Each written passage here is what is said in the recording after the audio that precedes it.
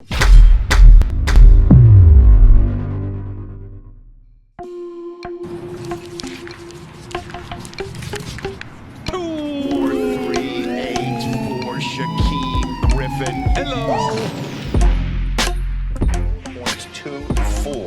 .24. I've never seen. I literally have never seen a time that fast. It can't be overstated how big of a run that was for John Ross. And the reason is because that's his game. When that's your MO, when that's what you hang your hat on, you have to show out at the combine. The NFL Combine is a staple in how scouts evaluate up-and-coming talent, and possibly the most publicized event is the 40-yard dash. For some guys, this is their make-or-break opportunity. They don't show up here, their draft stock plummets. Sure, we all understand that speed is a critical aspect in the game of football, but why did they choose 40 yards? And how did this even come about? So now, let me take you all the way back to the 1950s. It was definitely a different time. You could walk into a McDonald's with less than 50 cents and walk out with a full meal. Smoking was considered good for you by your dentist, and the best team in professional football was none other than the Cleveland Browns. Paul Brown, the man who modernized the sport.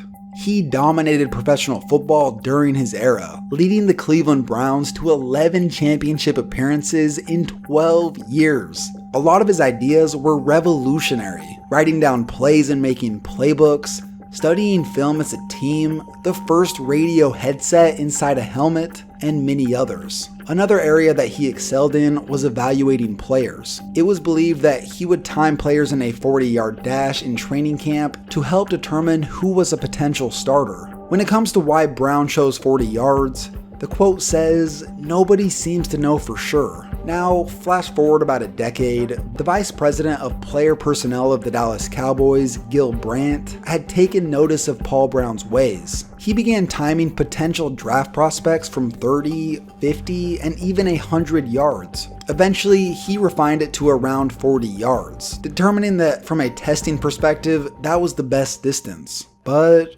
why? In the NFL and around this era of football, the average punt was right around 40 yards. The average hang time of a punt is between 4 to 5 seconds, roughly 4.5. Coaches determined that if a skill player could run a 4.5 40-yard dash, they could be right at the ball the moment it was caught. This just made sense, and teams throughout the league began following this method, eventually evolving into having benchmark times for each individual position. All the way up until 1982, teams would have to schedule their own private workouts to see any draft prospects. With the difficulty of overseeing all the possible prospects, that's when GM Tex Schramm, who also was a part of the Cowboys front office, proposed an idea to the NFL Competition Committee, a centralized evaluation process for all NFL teams. It was such a good idea, the committee eventually accepted it.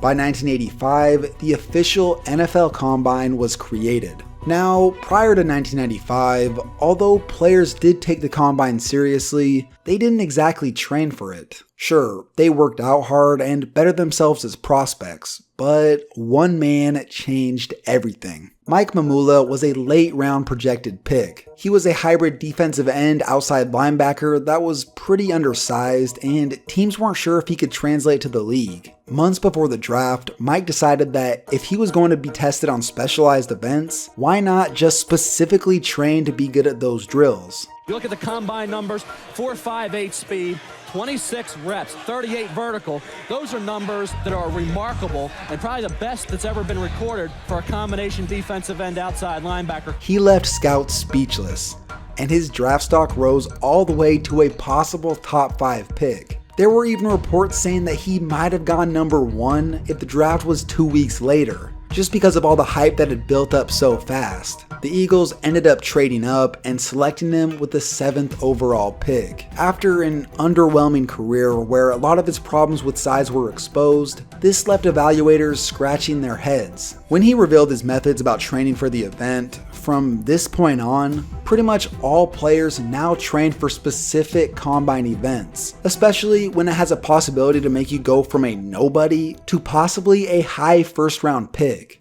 The thing that's crazy to me is they were making a big deal for years about prospects' 40s, even when they were using hand times. It might sound obvious, but if you didn't know, the shorter the race, the more inaccurate that hand times will be. In track and field, in a 100-meter dash, there's a certain rule that makes it so you automatically add 0.24 seconds to a hand time because they know how much the human element can mess it up. And that's even starting when the gun goes off.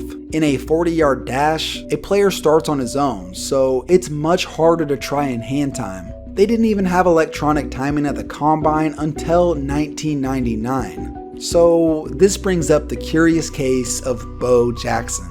The combine record now stands at 4.22. This is considered the modern record because in 1985, Bo Jackson apparently ran a 4.13. Like I said, it was all hand times before 1999. Yet, apparently, Bo Jackson said on ESPN that 40 was electronically timed. Based on his track times in college and his speed on the field, you could make the case that it's definitely possible. To help you understand how fast that really is, Christian Coleman is a collegiate sprinter at Tennessee. The dude ran a 9.82 in the 100 last year, which won nationals. By the way, that time was only 1/100th of a second off of Usain Bolt's winning time at the Olympics in 2016. Plus, this year, Coleman set the world record in the 60-meter dash. With a lot of debate surrounding how fast NFL players really are compared to collegiate and professional sprinters, Coleman wanted to prove a point by running the 40 himself. Keep in mind, Coleman weighs around 160 pounds. Bo Jackson was around 230. If everything about Bo Jackson's 40 is true, that is just terrifying for defenders. Just imagine a man that big running that fast. Here's something even more scary. Jadeveon Clowney, 6'5", 266 pounds. When he was at the Combine in 2014, he clocked in an official 4.51. Nearly the same time as Oregon speedster DeAnthony Thomas. I don't even want to imagine this dude running full speed at you. Something like this is bound to happen.